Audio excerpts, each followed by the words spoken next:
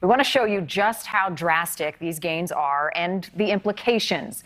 What you're seeing now is Afghanistan in April. The red on the screen are areas controlled by the Taliban, the orange areas that are contested. This is what it looks like today. The Taliban taking two major Afghan cities just within the last 24 hours.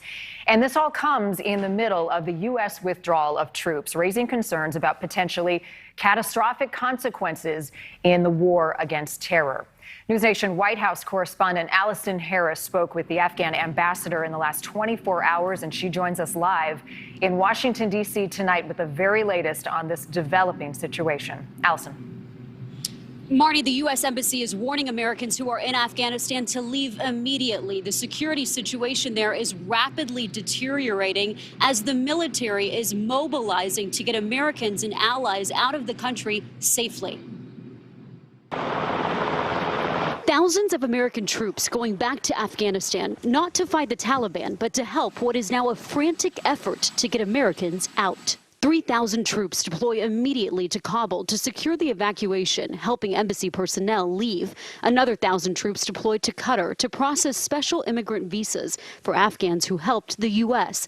And more than 3,500 troops will go to Kuwait to stand by, ready to help secure the airport if needed. The Pentagon calling this a very narrowly defined, very temporary mission. We believe this is the prudent thing to do given the rapidly deteriorating security situation in and around Kabul. The Taliban today capturing Afghanistan's second and third largest cities of Kandahar and Herat, and strategically isolating the capital, Kabul, which could fall in as soon as a month based on U.S. intelligence reports. Propaganda videos show the Taliban infiltrating police stations and staking claim in government buildings.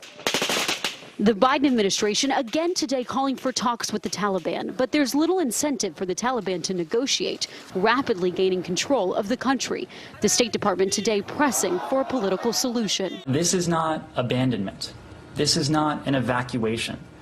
This is not the wholesale withdrawal. We have to prepare for the possibility, what if there is no political solution? In our interview yesterday, Afghan ambassador to the U.S. Adela Raz tells me more American air power would be the game changer to hit back at Taliban forces as they advance toward the capital. The Pentagon today saying there will be more planes, but they will be sent to airlift Americans and allies to safety in the face of the Taliban onslaught.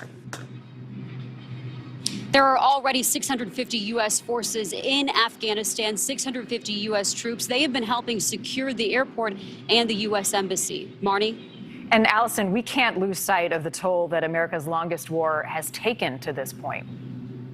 We cannot, Marnie. 2,352 U.S. military personnel have died in America's longest war. The U.S. has spent $1 trillion fighting this war.